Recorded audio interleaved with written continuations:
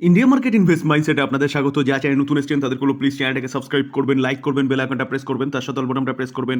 নোটিফিকেশনটা কিন্তু সঙ্গে সঙ্গে আপনাদের কাছে গিয়ে পৌঁছাবে। হিন্দুস্তান অ্যারোনটিক লিমিটেড, এইচএএল, এই কোম্পানিটাকে দেখলে দেখা যাবে, দেখুন আজকের দিনে কোম্পানিটা কিন্তু একটা পজিটিভ মুভমেন্ট দেখিয়েছে। তো স্যার কোম্পানিটা কাজ কি করে? কোম্পানিটার মেন কাজ হচ্ছে বলতে পারেন এয়ারক্রাফট, তার সাথে সাথে ডিফেন্সের হেলিকপ্টার। তো তার পাশাপাশি কোম্পানিটা এরোস্পেস বলুন, ড্রোন সেগমেন্টে বলুন এবং এয়ারক্রাফট ম্যানুফ্যাকচারিং করে, তার সাথে সাথে কিন্তু কোম্পানিটা রিপেয়ারিং এবং মেনটেন্যান্সের কাজও করে।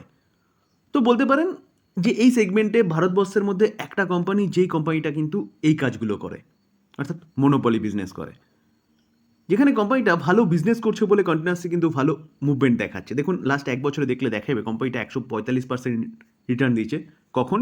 যখন কোম্পানিটা তার হাই থেকে এখনও পর্যন্ত 15-16% কিন্তু ডাউনে রয়েছে। ডাউনে থাকা সত্ত্বেও স্যার দেখলে দেখা যাবে কোম্পানিটা এক বছরে 145% রিটার্ন দিয়েছে। কেন? কারণ স্যার একের পর এক অর্ডার, তার জন্য কিন্তু কোম্পানিটা ভালো মুভমেন্ট দেখিয়েছে। আমরা 5 বছরে দেখতে পারবো যে 1376% রিটার্ন দিয়েছে। তো এখন একটা প্রবলেমের সম্মুখীন হয়েছে, যার জন্য কোম্পানিটা এরকম ডাউনে এসেছে, যেটা একটু আগে দেখলাম। তো প্রবলেমটা কি? আইএএফ থেকে, ইন্ডিয়ান এয়ারফোর্স থেকে কিন্তু অনেকগুলো অর্ডার এই কোম্পানিটা পেয়েছে এয়ারক্রাফটের। তো স্যার প্রবলেম হচ্ছে জেনারেল ইলেকট্রিক, ইউএসের একটা কোম্পানি, যে কোম্পানির সাথে কিন্তু এই কোম্পানিটা টাই আপ হয়েছে কি তারা ইঞ্জিন প্রোভাইড করবে এইচএলকে। তো স্যার সেই ইঞ্জিন যে প্রোভাইড করার কথা, সেটা কিন্তু যেই চুক্তিটা হয়েছিল সেই চুক্তিটা কিন্তু তারা কার্যকরী করছে না, অর্থাৎ ঠিকঠাক ইঞ্জিন পাঠাচ্ছে না, যার জন্য কিন্তু এই কোম্পানিটা ইন্ডিয়ান এয়ারফোর্সকে ঠিক সময়ে টাইমলি এয়ারক্রাফট ডেলিভার করতে পারছে না। তো স্বাভাবিকভাবে একটা কোম্পানি যে এয়ারক্রাফট তৈরি করছে সে যদি ঠিকঠাক করে ডেলিভার না করতে পারে, এই কোম্পানির জন্য একটা ব্যাড নিউজ, যেটা ওয়ার্ল্ডের কাছে গিয়ে পৌঁছাচ্ছে এবং কোম্পানির বিজনেস এখানেই কমবে। তো এই জায়গায় দাঁড়িয়ে কিন্তু একটা ভালো সংবাদ পাওয়া যাচ্ছে। সংবাদটা কি? চলুন সেটা দেখি। স্যার নিউজটা আজকেই পাওয়া গেছে, 22 আগস্ট 1:45-এ। সেই সময় কিন্তু এইচএল ভালো মুভমেন্ট দেখানো শুরু করেছিল। তো স্যার নিউজটা কি? রাজনাথ সিং, আমাদের যে ডিফেন্স মিনিস্টার, সে হচ্ছে কি কোথায় যাচ্ছে? ইউএসএ যাচ্ছে, যেখানে বিভিন্ন রকম কিন্তু ডিল হতে পারে ডিফেন্সকে নিয়ে। তো স্যার সবচেয়ে বেশি ফোকাস করা হচ্ছে কিসের দিকে? এইচএলের দিকে। কেন?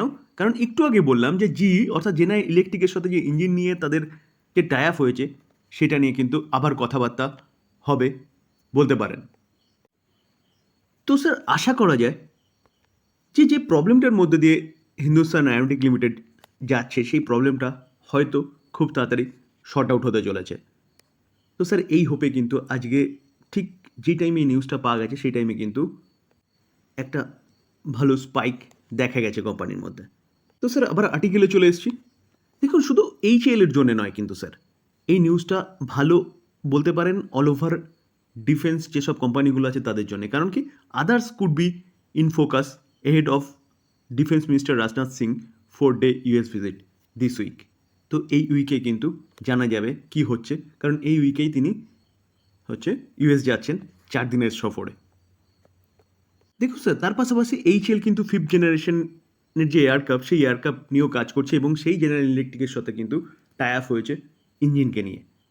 তো স্যার সেটা নিয়েও কিন্তু কথাবার্তা হবে বলতে পারেন। তার পাশাপাশি দেখলে দেখা যাবে, দেখুন major defence equipment manufacturing and for technology collaboration and production opportunities in India.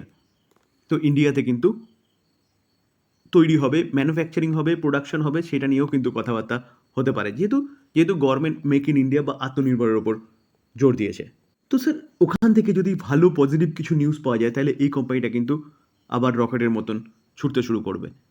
যেখানে রকেটটা হল্ট করার বা দাঁড়ানোর পিছনে কারণ কি? কারণ কিন্তু একটু আগে বললাম যে ঠিক টাইমে ডেলিভার না করতে পারা।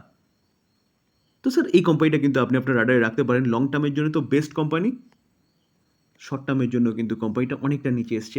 যারা পজিশনাল ট্রেডিং করেন তারাও কিন্তু চিন্তাভাবনা করতে পারেন। দেখুন আমি চিন্তাভাবনার কথা বলছি, কিন্তু আমি কিন্তু বাই রেকমেন্ডেশন দিচ্ছি না। তো এটাকে বাই রেকমেন্ডেশন নেবেন না, আপনি ফার্দার অ্যানালাইসিস করবেন, তারপরে চিন্তাভাবনা করবেন যে বাই করবেন কি করবেন না। তো স্যার বিভিন্ন ডিফেন্স সেগমেন্টেও ডিলগুলো হতে চলেছে। তো স্যার এর পাশাপাশি আদার্স যেসব ডিফেন্স সেক্টরের কোম্পানিগুলো আছে সেগুলোও কিন্তু রাডারে রাখতে পারেন। ভারত ইলেকট্রনিক কোম্পানিটা ডিফেন্স সেগমেন্টের কোম্পানিটা দেখলে দেখা যাবে দেখুন 1 বছরে 128% রিটার্ন দিয়েছে। আমরা যদি 5 বছরে দেখলে দেখা যাবে কোম্পানিটা কিন্তু 815% রিটার্ন দিয়েছে, যেখানে কোম্পানিটা লেফট থেকে রাইটে স্মুথলি ওপরে গেছে। তো স্যার এই কোম্পানিটাও দৌড়ানোর পিছনে কারণ কি? কারণ হচ্ছে একের পর এক অর্ডার কোম্পানিটা পেয়েছে এবং সে অনুযায়ী কোম্পানিটা কিন্তু এতটা ভালো মুভমেন্ট দেখিয়েছে। তো এখন দেখলে দেখা যাবে দেখুন কোম্পানিটা তার হাই থেকে অনেকটা নিচে রয়েছে। 340 হাই মেরেছিল, সেখান থেকে কিন্তু এখন চলছে কত? 304-এ। তো স্যার অনেকটা ডিসকাউন্টে পাওয়া যাচ্ছে। তো এই কোম্পানিটাকে নিয়েও কিন্তু একটা ভালো নিউজ পাওয়া যাচ্ছে। চলুন নিউজটা কী পাওয়া যাচ্ছে সেটা দেখি। দেখুন স্যার এই আর্টিকেলটা দেখলে দেখা যাবে যে ভারত ইলেকট্রনিক সিকিউর করেছে মেজর অর্ডার কত? 695 করোড়ের একটা ডিল। তো স্যার এটা কিন্তু ছোট হলেও তাও একটা বলতে পারেন ভালো খবর যে কোম্পানিটা কিন্তু একটা নতুন অর্ডার পেয়েছে। স্যার এই নিউজটাও কিন্তু আজকেরই নিউজ, 22শে আগস্ট মার্কেট ক্লোজ হয়ে যাওয়ার পরে। তো স্যার এই অর্ডারের সাথে সাথে কিন্তু এই বছরে বা এই ফাইন্যান্সিয়াল ইয়ারে কোম্পানির টোটাল অর্ডার কততে হয়েছে? 5,920 করোড়। অর্থাৎ নেক্সট ডে বা ফ্রাইডে এই কোম্পানিটা কিন্তু রাডারে রাখতে পারেন। এই কোম্পানিটা ভালো মুভমেন্ট দেখাতে পারে, তাছাড়া না দেখালেও কোম্পানিটা কিন্তু লং টার্মের জন্য বেস্ট কোম্পানি। দেখুন স্যার ম্যাক্সিমাম চার্ট প্যাটার্ন দেখলে দেখা যাবে দেখুন কোম্পানিটা 1,38,172% রিটার্ন দিয়েছে। কেন? কারণ কোম্পানিটা অর্ডার এবং কোম্পানিটা ভালো কাজ করছে বলে তার জন্য। তো এই কোম্পানিটাও কিন্তু আপনি রাডারে রাখতে পারেন লং টার্মের ইনভেস্টমেন্ট হিসেবে। ডাবর ইন্ডিয়া, দেখুন স্যার ডাবর ইন্ডিয়া দেখলে দেখা যাবে কোম্পানিটা আজকে প্রায় 2%-এর কাছাকাছি কিন্তু একটা আপসাইড মুভমেন্ট দেখিয়েছে। স্যার প্রথমেই বলে রাখি, যারা লং টার্ম ইনভেস্টর এবং যারা হচ্ছে যে সেফলি ইনভেস্টমেন্ট খোঁজেন তারা কিন্তু এই কোম্পানি নিয়ে চিন্তাভাবনা করতে পারেন। কারণ এই কোম্পানিটা কিন্তু ওই 1 বছরে 200-300% এরকম বানিয়ে দেবে না। 5 বছরে ডবল মোটামুটি এক্সপেক্ট করতে পারেন। সেরকম কোম্পানি হচ্ছে এই কোম্পানি, এফএমসিজি সেক্টরের কোম্পানি, যেখানে কিন্তু এফএমসিজির প্রোডাক্ট যা কিছু হোক না কেন এই কোম্পানি প্রোডাক্টগুলো চলবে। অর্থাৎ বলতে পারেন এই কোম্পানি কিন্তু কোনোদিনও জিরো হয়ে যাবে না। তো এই কোম্পানিটাকে নিয়ে ভালো নিউজ পাওয়া যাচ্ছে। চলুন নিউজটা কি সেটা দেখি।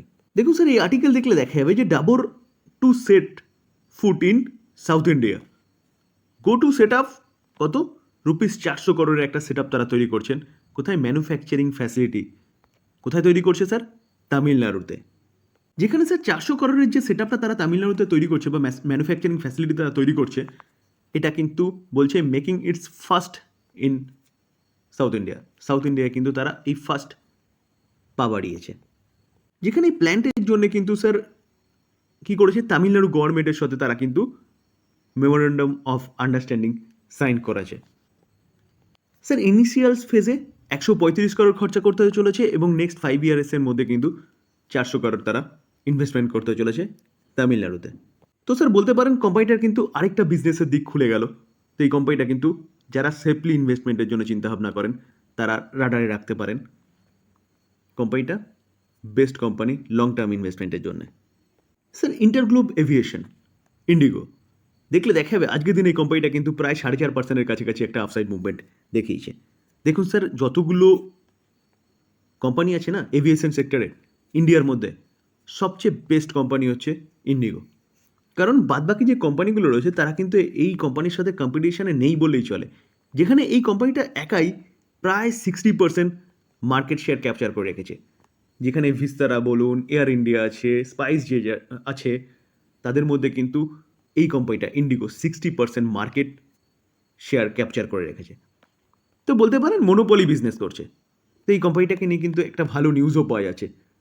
চলুন সেটা আগে দেখে নিই। দেখুন কোম্পানিটা আজকে ভালো আপসাইড মুভমেন্ট দেখানোর পিছনে কারণ কি? কারণ কিন্তু জেফ্রিস এবং এইচএসবিসি, তো এই দুটো দিগ্গজ ব্রোকিং হাউস কি বলছে যে এই কোম্পানিটাকে নিয়ে কিন্তু তারা বুলিশ এবং বাই রেকমেন্ডেশন দিচ্ছে, আপসাইড মুভমেন্টের কথা বলছে। তো চলুন দেখি সেটা। স্যার 22শে আগস্ট আজকের দিনে কিন্তু এই দুটো দিগ্গজ ব্রোকিং হাউস তারা কিন্তু এই কোম্পানি নিয়ে বুলিশ এবং তারা বাই কল দিচ্ছে।